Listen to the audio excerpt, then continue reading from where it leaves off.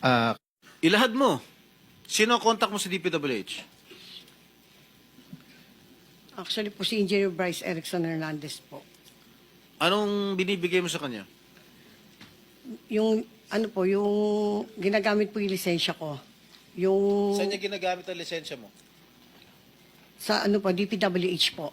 Yung po mga project po niya. So, pinagagamit mo lisensya mo kay Bryce. Yes po, Your Honor. Bryce, ano ang masasagot mo?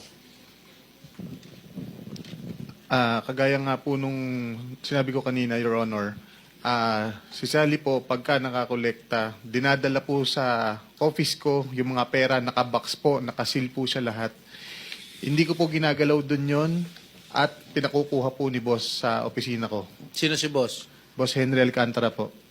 Magkano binibigay mo, Miss Sally? Your Honor, marami po.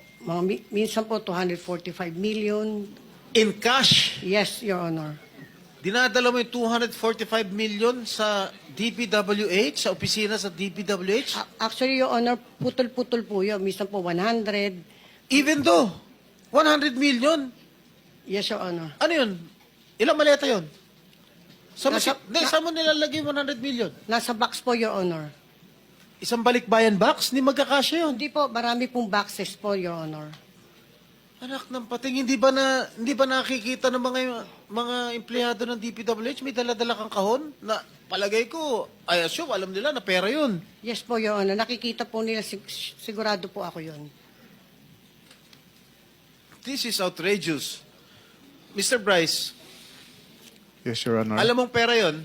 Yes po, alam ko Teka, po. bakit nagkakahalagang 200? I-breakdown mo nga, Miss Sally. Bakit 245 million ng installment? Minsan po ganun. Hindi, magkano ang pinakamalaking sa isang araw? Magkano ang pinakamalaking delivery mo doon sa DPWH? Hindi po kasi pare-parehas, Your Honor. Na yung pinakamalaki lang, gusto ko malaman. Sandali lang. Para medyo linawin, Senator Jinggoy. Ilang projects bang pinag-uusapan natin dito? Actually po, marami po yun. Hindi nga, bigyan mo kami ng estimate lang. Ilang projects bang pinag-uusapan?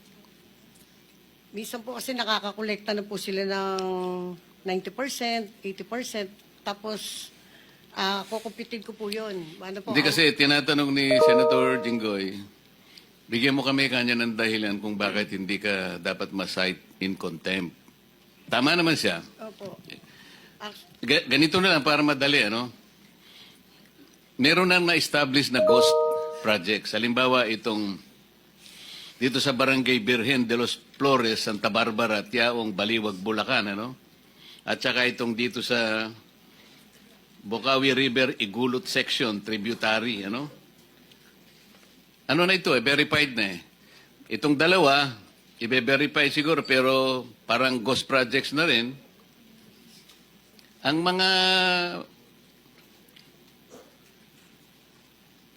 Ang value nito talagang malaki yan. Kung kamukha nito, itong dito sa Barangay Birhen, 49,499,000. Yung isa, 96,499,000. Tapos yung dalawa, 77 million.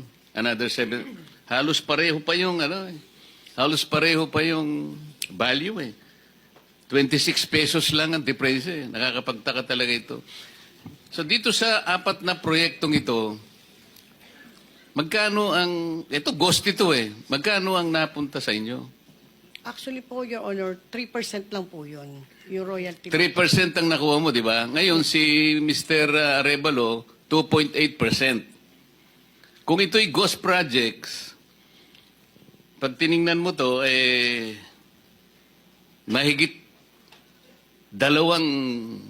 halos 300 million ang pinag-uusapan dito eh. Kung 3% ka lang, 2.8% si Arevalo, napupunta yung karamihan nito. 5.8%, so 94.2. Kanino napupunta? Senator Jinggoy, ikaw na. Nawala ito rito, singit ka kasi nasingit eh. Bumabawi ka talaga. Okay. Pero importante yung direksyon niya. Kailangan malaman kanino napunta talaga yung pera. Sige, boss. Ang tanong ko kanina, ano yung pinakamalaking amount na dineliver mo sa isang araw sa DPWH? Ang alam ko po is nasa 240. Sa isang araw? Saan mo putol-putol yan? Eh di po, pwede ko po ba makuha yung listahan ko po para... Hindi. Siyempre, alam mo na rin yun. 240 million sa Apo, isang araw. minsan po- Nakapag-deliver ka. Apo, minsan po kasi putol-putol, minsan na 145 tapos 100. So, ibig mo sabihin, it's more than 240 million. Am I right? Am I correct? Yes po. So, in totality, magkano na-deliver mo sa DPWH? Actually po, aawasin ko lang po. Just give me a ballpark figure. Kasi, siyempre sumusulat ka, ito para kay Bryce, et cetera, et cetera. Siyempre may record ka niyan. Hindi posible naman wala ka record. Laking halaga niyan. So, in totality, magkano yung na-deliver mo? Kasi po, depende po yun, Your Honor, dun sa ano eh. Minsan po, sa 10 project, total ko lang po yun. Tapos aawasin ko lang po yung... Hindi, sinabi mo kasi you delivered 245 million in one day. Yes, Your Honor. Ilang boxes yun? Marami po Ano yun, Your balikbayan box? Hindi po. Mga boxes lang po ng mga noodles, mga ganun, mga piatos, kung ano. Di mga 200 kahon yun kung... Actually po, Your Honor, sa 245, inahati ko lang kasi hindi ho pwedeng isang bulto. Misa na yung sa 245, 100, tapos susunod na mga araw, 145. Mga ganun po. So, dun sa loob ng 3 taon, just give me a ballpark figure. May 1 billion ba na bigay mo? Sa isang araw po. Sa 3 taon. From 2022 to 20... As we speak. Meron naman po siguro. Meron naman po. Wow. 1 billion. Pag po pinagsama-sama po, Your Honor. Pag pinagsama-sama po yung collection po. Kaya nga. So, lahat yun nabigay mo kay Bryce? Yes, Your Honor. I'm just assuming. Siguro, Bryce, yan yung mga pinapatalo mo sa casino, no? Your Honor, kagaya pa ng sabi ko kanina, ang nagpapalaro po sa amin na yung boss ko, pera niya po ang ginagamit. I'm not defending Mr. Alcantara, no? Just common sense lang, ano? Common sense lang. Bakit niya pahiram yung pera sa'yo para maglaro?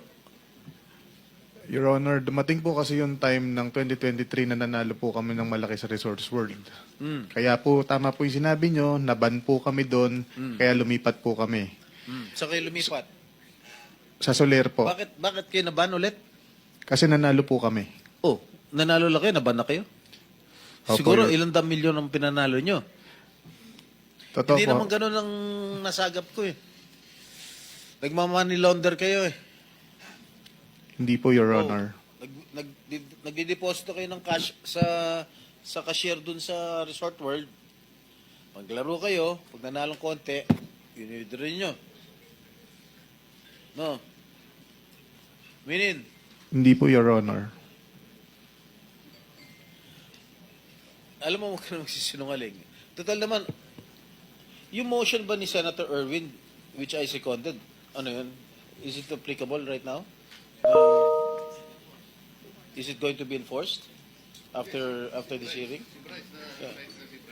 All right.